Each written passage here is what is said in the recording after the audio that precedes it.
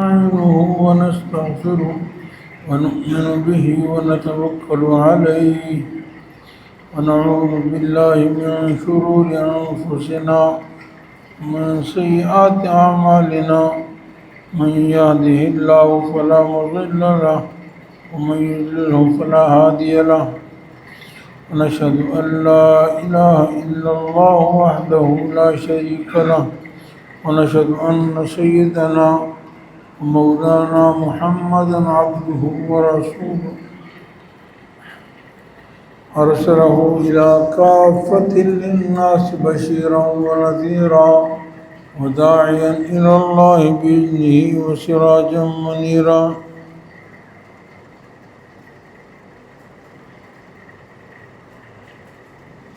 أما بعد فأعوذ بالله من الشيطان الرجيم بسم الله الرحمن الرحيم إن تكفروا فإن الله غني عنكم ولا يرضى لعباده الكفر وإن تشكروا يرضه لكم ولا تزر وازرة وزر أخرى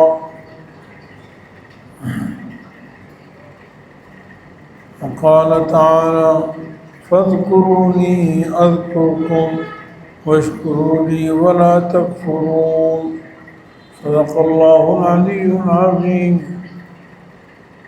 وصدق رسوله النبي الحبيب الكريم ونحن على ذلك لمن الشاهدين والشاكرين والحمد لله رب العالمين. درس بلی اللهم صل على محمد وعلى آل محمد كما صليت على إبراهيم وعلى آل إبراهيم إنك حميد مجيد. اللهم بارك على محمد وعلى آل محمد كما باركت على إبراهيم وعلى آل إبراهيم إنك حميد مجيد. رب اشرح لي صدري ويسر لي أمري واحلل عقدة من لساني يفقه قولي رب زدني علما.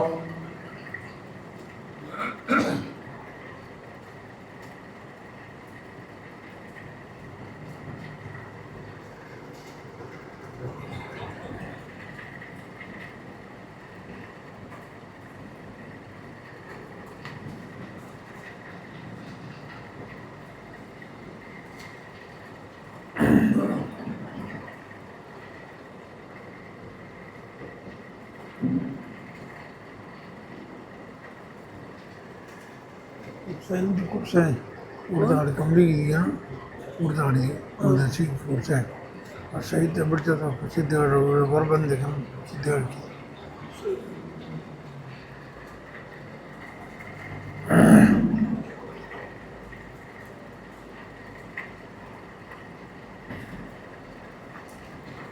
اللہ جل جلالہ ساری کائنات کے خالق و مالک ہیں. ساری تعریفیں اللہ جل جلالہ کے لیے ہیں. وہ ہر عیب سے پاک ہے, سب سے بلند و بالا ہے. ساری کائنات اس کی محتاج ہے اور اللہ تعالیٰ کسی کے محتاج نہیں. وہ ہمیشہ سے ہیں, ہمیشہ رہیں گے. وہی اول, وہی آخر, وہی ظاہر, وہی باطن ہے.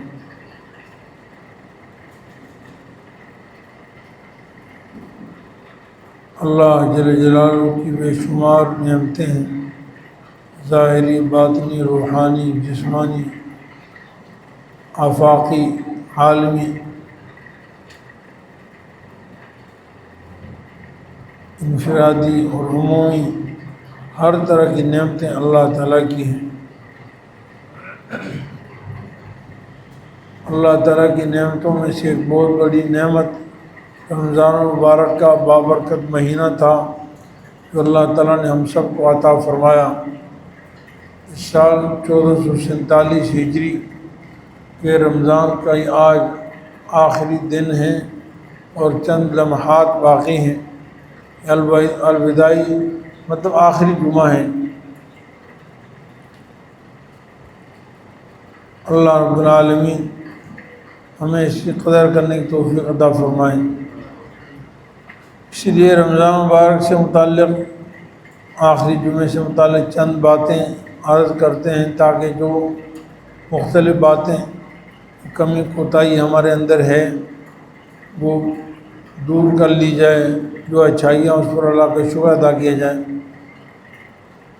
نمبر 1، پہلی بات تو یہ عرض کرنی ہے کہ رمضان مبارک عبادت کا مہینہ ہے، اور اس میں اللہ تعالیٰ کا ایک بہت بڑا فرض ہماری طرف متوجہ ہوتا ہے، اور وہ فریضہ ہے رمضان کے روزے رکھنا۔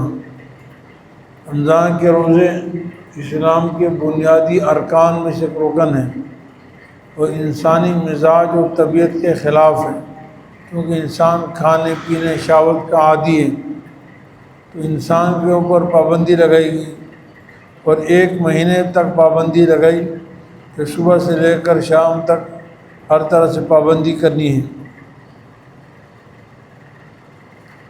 میرے عزیز بھائیو، انسان ہمیشہ تکلیف کا اور پابندیوں کا متحمل نہیں ہوتا، مشکل ہوتا ہے۔ اس لیے اللہ تعالیٰ نے آسان عبادات رکھی ہیں، مشکل نہیں رکھی، لیکن آسان عبادت بھی اللہ تعالیٰ کی توفیق اور فضل سے ہوتی ہے۔ اللہ تعالیٰ جس کو توفیق دیتے ہیں، جسمانی اعتبار سے بھی روحانی اعتبار سے بھی، اللہ تعالیٰ اس کو وہ عبادت کرتا ہے، اور جس کو اللہ تعالیٰ توفیق نہیں دیتے، وہ محلات میں بیٹھے ہوئے ایئر کنڈیشن کے اندر رہتے ہوئے ساری سہولتوں کے باوجود ان کو عبادت کی توفیق نہیں ہوتی۔ ایسے بھی لوگ دنیا میں ہوں گے جو اپنے آپ کو مسلمان کہتے ہیں، لیکن شاید انہوں نے 1 روزہ بھی نہ رکھا ہو پورے مہینے میں۔ تو ہم نے اگر اللہ تعالیٰ کے روزے رکھے ہیں تو ہم اس پر اللہ کا شکر ادا کریں، اور یہ سمجھیں کہ اے اللہ یہ تیرا فضل ہے۔ اللہ تعالیٰ جب کسی بندے پر رحم فرماتے ہیں، اللہ تعالیٰ جس پر کرم فرماتے ہیں، اللہ تعالیٰ جس سے محبت فرماتے ہیں، اللہ تعالیٰ اس کو اپنی عبادت کی توفیق عطا فرماتے ہیں۔ اللہ اپنے فضل سے ہمیں زندگی بھر عطا کرتا رہے۔ میرے عزیز بھائیو، اللہ تعالیٰ خالص عبادت کی توفیق صرف اپنے بندوں کو عطا فرماتے ہیں، ورنہ مال دولت اولاد مکان بنگلہ کوٹھی گاڑی محلات حکومتی عہدے یہ اللہ نے تخصیص نہیں فرمائی کہ یہ صرف ایمان والوں کو ملیں گی، یا صرف نیک لوگوں کو ملیں گی، یا اللہ کے محبوب بندوں کو ملے گی، بلکہ یہ چیزیں ایسی ہیں جو اللہ تعالیٰ اپنے دشمنوں کو بھی دیتے ہیں۔ بلکہ قرآن کریم میں تو اللہ یہاں تک فرماتے ہیں کہ میں نے اپنے دشمنوں کو کم دیا ہے اس لیے کہ ایمان والے پھسل نہ جائیں، ایمان والے پھسل نہ جائیں، ورنہ تو یہ دنیا اصل امتحان گاہ ہے۔ اصل تو یہ ہے کہ کافروں کو میں اس سے بھی زیادہ دیتا ہوں، اور مومنوں کو کہتا کہ تمہیں جو کچھ ملنا ہے وہ مرنے کے بعد ہے۔ یعنی یہ امتحان ہے کہ ابھی چاہیے یا بعد میں چاہیے۔ تو کافر کو نکاح میں ابھی دیتا ہوں تو کافر کو ابھی دے دیا، اور مومن کہتا ہے مجھے ابھی نہیں چاہیے، مجھے مرنے کے بعد چاہیے۔ تو اللہ تعالیٰ فرماتے ہیں کہ میں اگر کمزور ایمان والوں کا خوف نہ ہوتا تو میں کافروں کو اس سے بھی زیادہ دیتا۔ کتنا دیتا؟ کافر اپنے محلات کی چنائی، دیواریں، عمارت، سیڑھیاں سونے کی چاندی کی ہیرے جواہرات کی بناتے ہیں۔ ان کے جو پلنگ ہیں، ان کے جو بیڈ ہیں، ان کے جو صوفے ہیں وہ سونے چاندی کے ہوتے ہیں، ان کی چھتیں سونے چاندی کی ہوتی ہیں، لیکن میں اتنا نہیں دیا ہوں، مٹی کی ریت کی بناتے ہیں، سیمنٹ کی بناتے ہیں۔ اللہ کا کرم جس پر ہوتا ہے اللہ اس کو عبادت کی توفیق عطا فرماتا ہے۔ اللہ کے کرم سب سے زیادہ انبیاء پر ہیں، صلحاء پر ہیں، اور انبیاء علیہ السلام کو اللہ تعالیٰ سب سے زیادہ عبادت کی توفیق عطا فرماتا ہے۔ وَأَنَّ الْفَضْلَ بِيَدِ اللَّهِ يُؤْتِيهِ مَن يَشَاءُ، جو فضل ہے اللہ کا وہ اللہ کے ہاتھ میں ہے، اور اللہ جسے چاہتے ہیں عطا فرماتے ہیں۔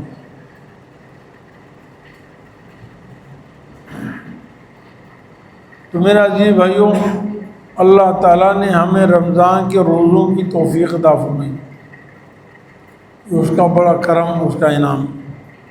ہم اس پر اللہ کا شکر ادا کریں، جس سے جو کچھ ہوا اس پہ شکر ادا کریں، جتنی بھی بات کر سکے اے اللہ جو کچھ کیا یہ بھی تیرے کرم سے ہوا، یقیناً کمی ہوئی لیکن جو ہوا وہ بھی تیرے فضل سے ہوا۔ نماز پڑھی آپ کے فضل سے، تراویح پڑھی آپ کے فضل سے، روزے رکھے آپ کے فضل سے، صدقہ کیا آپ کے فضل سے، اعتکاف کیا اے اللہ تیرے فضل سے ہوا، میرا کمال نہیں۔ یہ سب اللہ کی توفیق اور اللہ کے فضل سے ہوا۔ اللہ نے اسباب مہیا کر دیے، اسباب متوجہ فرما دیے، اور دل میں بات ڈال دی، ہمت عطا فرما دی، تو ایک تو اللہ کا شکر ادا کریں۔ نمبر 2، بعض لوگ رمضان کا مہینہ ختم ہوتا ہے تو رونا دھونا چلانا شروع کرتے ہیں اور افسوس مناتے ہیں، یعنی وہ کہ رمضان کا ختم ہوتے ہوئے کہ سوگ شروع ہوئے، سوگ، اور اس کو سمجھتے ہیں کہ یہ ہم اچھا کام کر رہے ہیں، وہ کہ ہم بہت نیک لوگ ہیں۔ میرے عزیز بھائیوں، ہمیں دین پر اس طرح عمل کرنا جیسے جناب رسول اللہ صلی اللہ علیہ وسلم نے فرمایا، جیسے صحابہ کرام نے فرمایا۔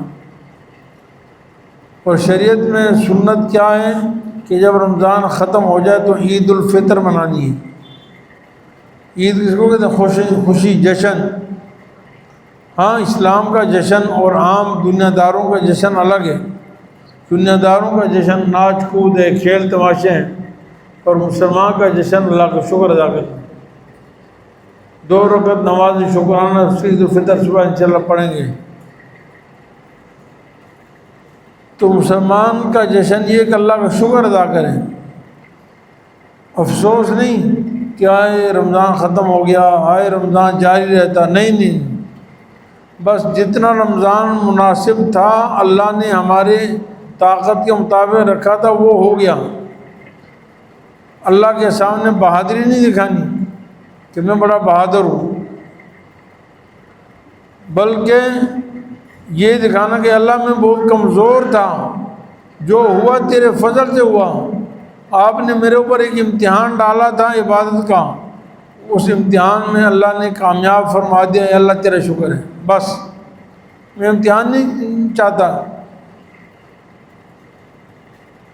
بھائی کسی دنیا میں بڑی بڑی تعلیمیں ہیں، لوگ پی ایچ ڈی کر رہے ہیں، بہت ساری، کیا دنیا میں کسی ایسے تعلیم والوں کو دیکھا ہے کہ اس کے جو ٹیچر ہیں، جو اساتذہ وہ اس سے امتحان لیں، وہ کھڑا ہو جائے نہیں اور امتحان لو، نہیں اور امتحان لو، وہ تو شکر ہے کامیاب ہو گیا، پاس ہو گیا۔ ہاں اگر فیل ہوا تو اس کی فکر کرتا ہے میں پاس ہوں، لیکن مزید امتحان دینے کی کوشش نہیں کرتا، کیونکہ امتحان دینا مقصود نہیں ہے، اصل تو اللہ کی اطاعت و فرما برداری ہے۔ اللہ تعالیٰ نے ہمیں توفیق عطا فرمائی، روزے رکھ لے، یہ اللہ کا فضل ہے۔ اب ہم خوشی منائیں کہ اللہ بس ہم بہت کمزور ہیں، بہت ناقص ہیں، ہم ہمیشہ روزے نہیں رکھ سکتے، ہم ہمیشہ عبادت نہیں کر سکتے، ہم ہمیشہ تراویح نہیں پڑھ سکتے، 5 وقت کی نماز پڑھنا مشکل ہے، تو 20 رکعت تراویح عشاء کے بعد روزانہ کیسے پڑھیں گے؟ ہمیشہ ایک رمضان کی اللہ نے توفیق دے دی، اللہ کا بہت بڑا فضل ہے۔ اس لیے علماء فرماتے ہیں ہمارے انبیاء علیہ السلام، صحابہ کرام، اولیاء اللہ جب رمضان ختم ہو جاتا ہے خوش ہو جاتے ہیں کہ اللہ تعالیٰ نے اپنی امتحان سے، آزمائش سے اللہ نے اب نکال دیا، یہ امتحان ہے، پابندیاں لگا دی۔ ایک آدمی کو جیل میں بند کیا ہوا ہو اور اس کا مالک، اس کا آقا اس کو جیل سے نکال دیں کہ آؤ بھائی، اب وہ کیا کہے گا، مجھے بھائی جیل میں ڈال دوں، شکر ادا کرو، جزاک اللہ، بہت مہربانی آپ نے۔ تو یہ عبادت کی پابندی ہے، اللہ کی رضا کے لیے، لیکن ایک طرح سے پابند ہوتا ہے انسان کہ یہ نہیں کرنا، یہ نہیں کرنا، یہ نہیں کرنا۔ اللہ نے اس کی توفیق دے دی۔ اب جب رمضان ختم ہو گیا تو اے اللہ تیرا شکر ہے، جب رمضان آ جائے تو بھی اللہ سے مانگنا کہ اللہ تو ہی توفیق دے گا، میں کچھ نہیں ہوں، میرے اندر ہمت نہیں ہے نہ روزہ رکھنے کی نہ کچھ کرنے کی، اے اللہ تو توفیق دے دے میں روزے صحیح رکھوں۔ ہر عبادت میں انسان کو یہی سکھایا گیا ہے۔ ماشاءاللہ آپ میں سے کتنے لوگ ہیں ماشاءاللہ حج پہ گئے، عمرے پہ گئے۔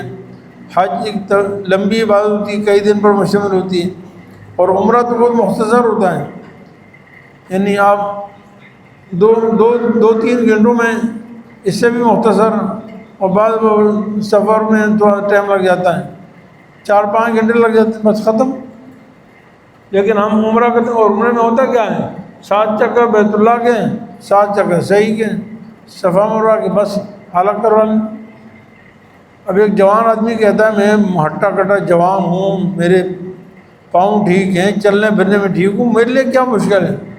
لیکن نہیں، شریعت نے کیا بتایا، جب عمرے کی نیت کرتا ہے تو یہ دعا پڑھتا ہے، اللہم انی ارید العمرہ فیسرھا لی وتقبلھا منی۔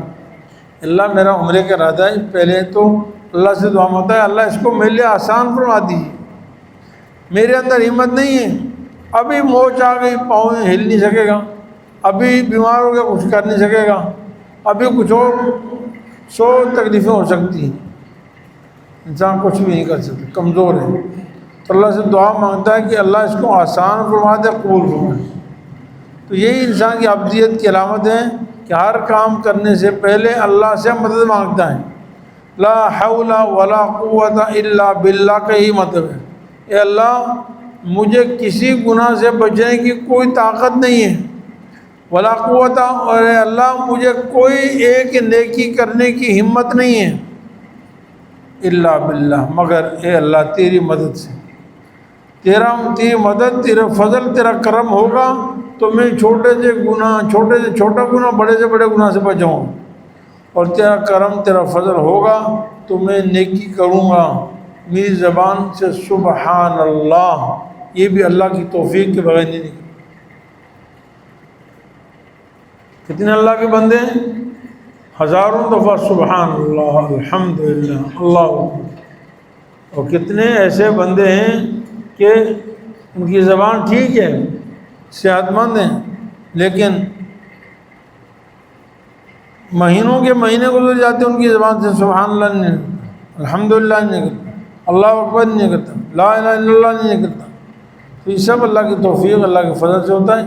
اس لیے ہم رمضان میں جو کچھ کیا ہے اس پر شکر ادا کریں، اور جو رمضان ختم ہو گیا تو اس پر بھی اللہ کا شکر ادا کریں، اللہ تیرا شکر ہے کہ رمضان مکمل ہو گیا، اور یہ جو ایک امتحان تھا کہ عبادت تھی وہ اللہ آپ نے توفیق عطا فرما دی، اللہ میں تیرا شکر ادا کرتا ہوں۔ اس پر شوق منانے کی ضرورت نہیں، اسی میں انشاءاللہ کل انشاءاللہ ہم عید بھی منائیں گے انشاءاللہ، خوشی کے طور پر کہ اللہ تیرا حکم پورا ہو گیا، ہم اس پر خوشی منا رہے ہیں۔ تیسری چیز میرے عزیز بھائیوں، آپ حضرات نے رمضان میں عبادات کی، سب نے کی ماشاءاللہ، اللہ کی عبادت کا حق تو کوئی بھی نہیں ادا کر سکتا، تو ممکن ہی نہیں کہ اللہ کی عبادت کا حق ادا کر سکیں۔ وما قدر اللہ حق قدر، لیکن جو کچھ کیا ہے میرے عزیز بھائیوں ہم نے، اس میں سکون بڑھایا، راحت آئی، مزہ آیا۔ ماشاءاللہ ہمارے کئی ساتھی اعتکاف میں بیٹھے ہیں، جس سے پوچھو کہتے ہیں اللہ تیرا بڑا شکر ہے، بہت اچھے دن گزرے۔ حالانکہ اعتکاف میں نہ بیڈ ہیں، نہ صوفے ہیں، نہ کرسیاں ہیں، نہ ٹیبلیں ہیں، نہ وہ سوشل کی چیزیں ہیں، کچھ بھی نہیں۔ یہ اتنی بڑی مسجد میں گرد و غبار میں، مٹی میں، پھر پچھلے دنوں بارش بھی ہوئی، پھر اس سے تکلیفیں ہو جاتی، بہرحال نیچے لیٹے ہوئے فقیروں کی طرح، وہ سوچت آرام نہیں ہے، اور روزے رکھتے ہوئے بھی بہت سا روزے رکھے ہم سب نے ماشاءاللہ، روزوں میں بھی سکون آتا ہے، حالانکہ کھانے پینے میں مزہ آتا ہے، لیکن جن لوگوں نے روزے رکھے ان کو روزوں کا سکون محسوس ہوتا ہے، رمضان کی برکتوں کا احساس ہوتا ہے۔ اس سے معلوم ہوا کہ واقعی اللہ کے احکام میں سکون ملتا ہے، سکون اللہ کی یاد میں۔ الا الذین آمنوا وتطمئن قلوبهم بذکر اللہ، وہ لوگ جو ایمان لائے اور ان کے دلوں کا اطمینان اللہ کی یاد سے ہوتا ہے۔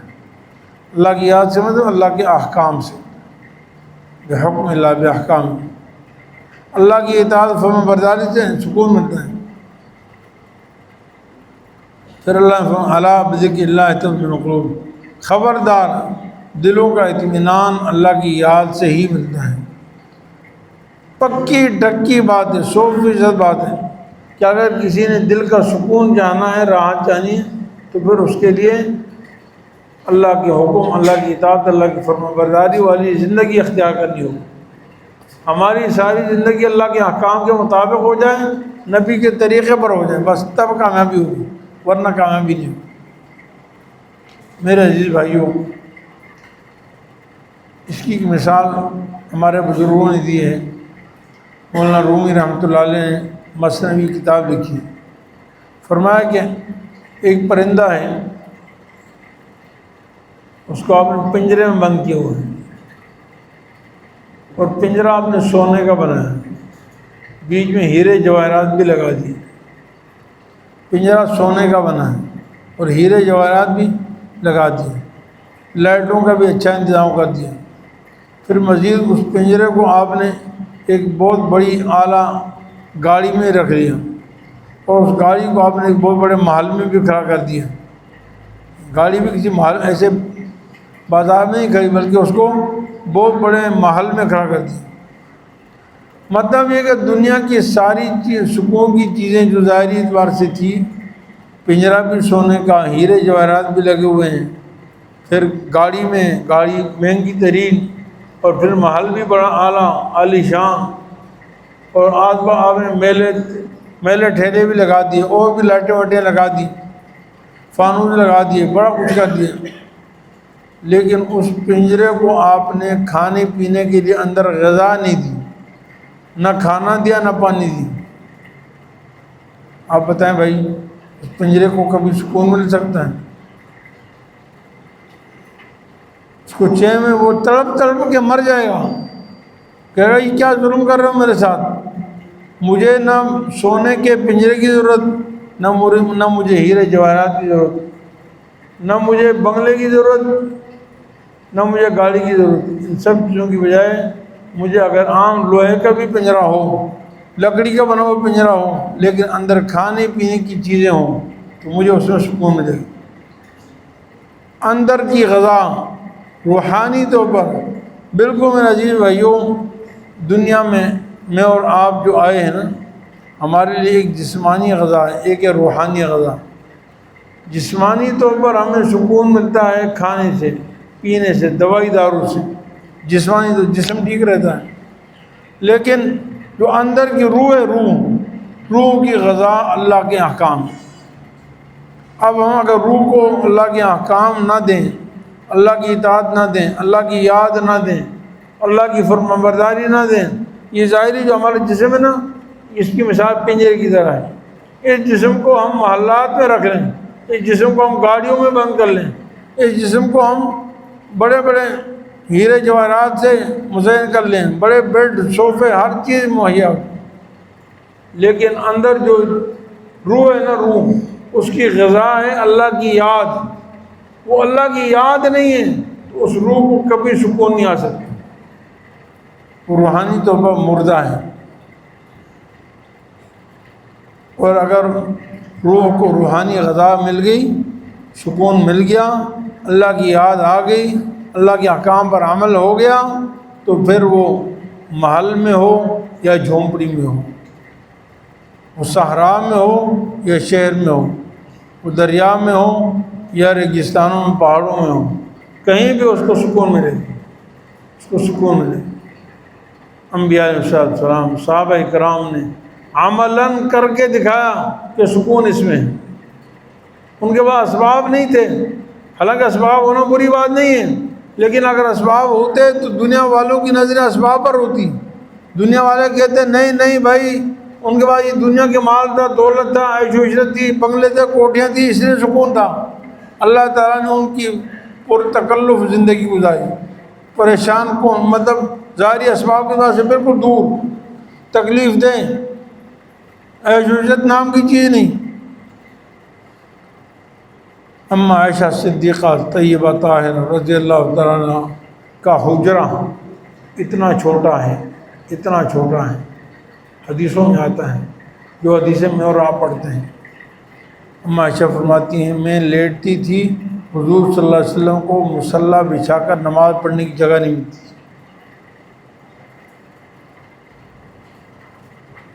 میں سامنے یوں لیٹی ہوتی تھی جیسے جنازے کی طرح، اعتراض الجنازہ، جیسے جنازہ نہیں سامنے پڑا ہوتا۔ جب سیدنا محمد صلی اللہ علیہ وسلم سجدے میں جاتے تو آپ صلی اللہ علیہ وسلم مجھے ہاتھ لگاتے، میں پاؤں سمیٹ لیتی تھی، آپ سجدہ فرماتے۔ جب سجدے سے اٹھ جاتے میں پاؤں لمبے کر لیتی۔ یہ امام الانبیاء سیدنا محمد مصطفیٰ سرور کونین کا گھر ہے۔ سیدنا عمر فاروق رضی اللہ عنہ ایک موقع پر فرماتے ہیں کہ ایک دفعہ میں آپ کے حجرے میں چلا گیا، اجازت دی، اندر چلا گیا تو دیکھا کہ کھجور کی ٹہنیوں سے بنائی ہوئی ایک چٹائی پہ آپ لیٹے ہوئے ہیں۔ آپ صلی اللہ علیہ وسلم جیسے اٹھے تو آپ سب کی کمر مبارک پر میں نے دیکھا کہ اس ٹہنی کی نشانات پڑ چکے ہیں۔ آپ کا مبارک نازک جسم تھا۔ میں رو پڑا، میں کہا اے اللہ کے رسول، کیسر و کسریٰ کے جھوٹے بادشاہ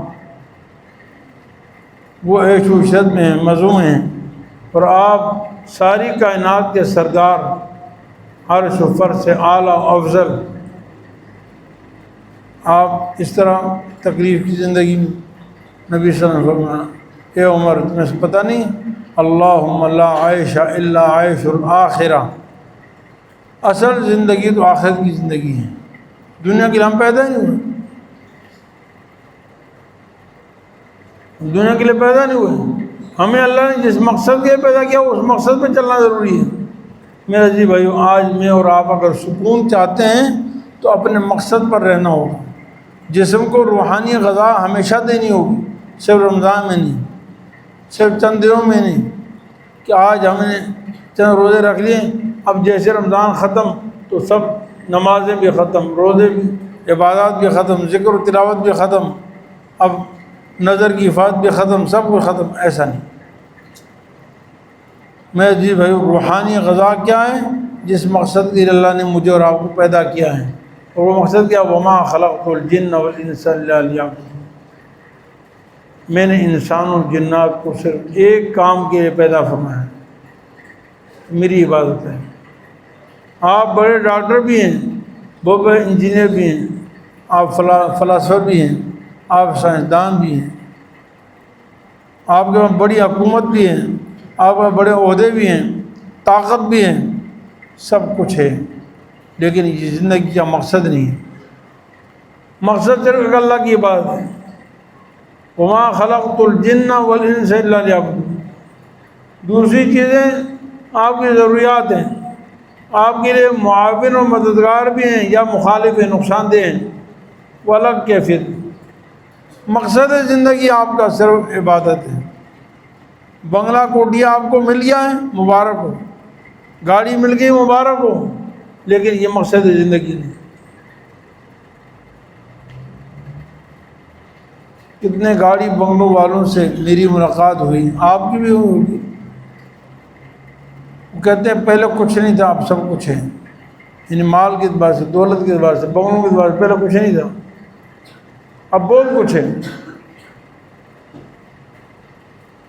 لیکن وہ سکون نہیں ہے، اس لیے کہ بچوں کی زندگی میں وہ دین نہیں ہے، سکون نہیں۔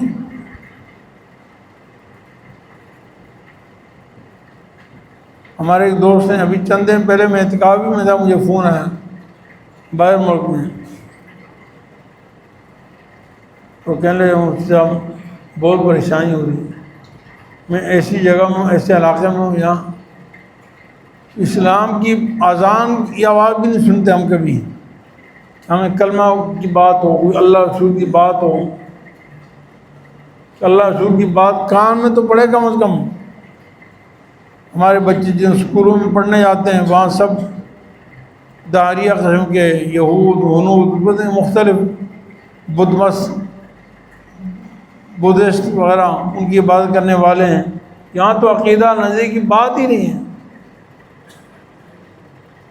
آج سے 30-35 سال پہلے میں آ گیا اس ملک میں مال کی کمانے میں، لیکن آج پریشان ہوں کہ ہوگا کیا، میری اگلی نسلوں کیا ہوگا۔ اور افراتفری ایسے ہے کہ پیسے کمانے میں بھی صبح سے شام تک کرتا ہوں، میں خود اتنا وقت بچوں کو دے نہیں سکتا کہ بچوں کو تربیت کروں، ذہن سازی کروں۔ بچے صبح کو اسکول جا رہے، میں اپنے کام پہ جاؤں، رات کو آتے سو جاتے، پریشان ہوں ہوگا کیا میرا، میری اگلی نسل کلمہ کیسے پڑھے گی، مجھے اس بارے میں پریشانی ہے۔ میرے عزیز بھائیوں، یہ ساری چیزیں عارضی و فانی ہیں، دنیا رہ جانی۔ انسان کی زندگی کا مقصود صرف ایک اللہ کی عبادت و بندگی ہے۔ اس لیے میں اور آپ یہ عزم و ارادہ کریں، آج رمضان کا یہ آخری جمعہ ہے، انشاءاللہ اپنی بقیہ ساری زندگی اللہ کی مان کر چلنا ہے انشاءاللہ۔ سب کہیں ہم انشاءاللہ اپنی بقیہ زندگی اللہ کی مان کر چلیں۔ اللہ کو ہم مانتے ہیں، اللہ کی نہیں مانتے، اللہ کو مانتے ہیں لیکن اللہ کی نہیں مانتے۔ جو اللہ نے کہا انشاءاللہ اس کے مطابق زندگی گزاریں گے۔ عقیدہ میرا وہی ہوگا جو اللہ تعالیٰ چاہتے ہیں، معاملات میرے وہی ہوں گے جو اللہ چاہتے ہیں، عبادات میں اس طرح کروں، اپنی منمانی نہیں۔ ایک آدمی کہتا ہے میں فجر پڑھ لیتا ہوں، نہیں بھائی، میرا اللہ کیا چاہتے ہیں؟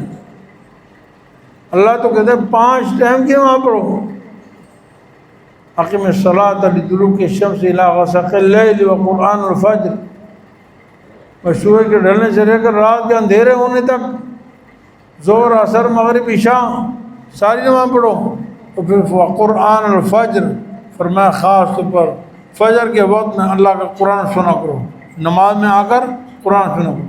فجر کی نماز کو اللہ نے قرآن کہا، صلاۃ الفجر نہیں کہا۔ فجر کی نماز کو کیا کہا ہے؟ صلاۃ الفجر نہیں، صلاۃ الفجر کا فجر کی نماز، قرآن الفجر میں فجر کا قرآن، گویا کہ فجر کی نماز اصل قرآن ہی ہے۔ فرمایا قرآن الفجر ان قرآن الفجر کان مشہودا، فرمایا کہ فجر کا جو قرآن ہے اس میں فرشتوں کی رحمت کے فرشتوں کی برسات ہوتی ہے، حاضری ہوتی ہے، اللہ خوش ہوتے ہیں، فرشتے خوش ہوتے ہیں۔ تو 5 نمازیں ضروری ہیں۔ ایسے جتنے بھی شریعت کے احکام ان پر عمل کرنا ہے، معاملات، معاشرت، اخلاق، تکبر نہ ہو، حسد نہ ہو، بغض نہ ہو، کینہ نہ ہو، نفرت نہ ہو، اچھے اخلاق، شکر، صبر، اللہ کی رضا پر راضی رہنا، ایثار، قربانی، ہمدردی کا جذبہ ہونا چاہیے، آخرت کی محبت ہو، اللہ کی محبت ہو، اللہ کے رسول کی محبت ہو، فکر آخرت ہو، اچھے اخلاق، برے اخلاق سے بچنا اور اچھے اخلاق سے کو اپنانا۔ جس طرح ظاہری گناہ ہیں ایسے باطنی گناہ ہیں، جس طرح ظاہری فرائض ہیں ایسے باطنی فرائض ہیں۔ اور ہر کام میں، سیاست و حکومت میں بھی شریعت کی پابندی کرنا، اللہ کے احکام پر عمل کرنا۔ انشاءاللہ اگر ہم باقی زندگی اس پر عمل کر لیں گے، نہ جانے کتنی زندگی کسی کو پتہ نہیں، یہ ہم جتنے احباب بیٹھے ہیں پوری دنیا میں جتنے انسان ہیں مسلمان ہیں، کسی کو پتہ نہیں کہ اگلا رمضان نصیب ہو یا نہ ہو، لیکن اللہ ہر وقت موجود ہیں، صبح بھی ہیں، شام بھی، ہر وقت، ہر گھڑی، ہر مہینے میں موجود ہیں۔ اللہ کی رحمتیں اللہ کھلاتے پلاتے ہمیں ہمیشہ ہیں، اس لیے اللہ کی عبادت ہمیشہ کرنی ہے بھائی، صرف رمضان میں نہیں کرنی، انشاءاللہ کریں گے انشاءاللہ۔ کل سے مسجدیں اداس نہ ہوں، کل سے مسجدیں ویران نہ ہوں، مسجدوں کی آبادی آپ کی عبادت سے ہے، مسجد کی آبادی آپ کی تلاوت سے، مسجد کی آبادی آپ کی نمازوں سے، آپ کی ذکر سے مسجدیں آباد ہوں، ہمارے گھر آباد ہوں۔ میرے جی بھائیوں، میں اور آپ بھی فکر کرنے والے ہوں، اپنی بھی اور اپنے بچوں کی فکر۔ اللہ تعالیٰ نے دونوں کو قرآن میں فرض قرار دیا، یا ایھا الذین آمنوا قوا انفسکم واہلیکم نارا، اے ایمان والوں اپنے آپ کو بھی اور اپنے گھر والوں کو جہنم کی آگ سے بچاؤ۔ میرے ذمے جس طرح خود نماز پڑھنا ہے، گھر والوں کو پڑھانا بھی میرے ذمے فرض ہے۔ میرا عقیدہ ٹھیک ہو، میرے بچوں کا عقیدہ بھی ٹھیک ہو، میری بیوی کا عقیدہ بھی ٹھیک ہو، یہ فرض ہے، فرض۔ سب سے زیادہ تبلیغ کا حقدار وہ میرے بچے ہیں، میرے گھر والے ہیں، ہر آدمی کا اپنے گھر والے۔ اللہ فرماتا ہے قوا انفسکم واہلیکم نارا، اپنے آپ کو اور اپنے گھر والوں کو جہنم کی آگ سے بچاؤ۔ یہ نہیں فرمایا اپنے گھر والوں کو روزی کی فکر کرو، یہ فکر کرو، فرمایا روزی ہم دیں گے آپ کو۔ سب سے بڑی ذمہ داری ہماری ان کی عقیدے کی ہے، ان کے اعمال کی، ان کی عبادات کی، ان کی معاشرت کی، ان کے اخلاق کی فکر ہے۔ قیامت کے دن میں اگر خود کامل ہوں، دین پر چلنے والا ہوں، اور میرے بچے نہیں چلتے، یاد رکھے قیامت کے دن میں کامیاب نہیں ہو سکتا۔ جس طرح مجھ سے میرے اعمال کا سوال ہوگا، اپنے بچوں کے اعمال کا بھی سوال ہوگا۔ ہاں، کوشش کرنے کے بعد آپ نے پوری کوشش کی، بچوں کی اصلاح نہ ہوئی، بگڑ گئے، کوئی بات نہیں، پھر آپ معاف ہیں، پھر آپ کی اختیار نہیں ہے، پھر ہدایت اللہ کے ہاں۔ لیکن ذمہ داری کوشش پوری کرنا یہ آپ کی ذمہ داری ہے۔ اللہ تعالیٰ سے دعا ہے اللہ تعالیٰ ہمیں پوری زندگی دین اسلام پر، شریعت مطہرہ پر عمل کرنے کی توفیق عطا فرمائے، اسلام پر ثابت قدمی اور ایمان پر اللہ تعالیٰ ہم سب کا خاتمہ فرمائے۔ وآخر دعوانا الحمدللہ رب العالمین۔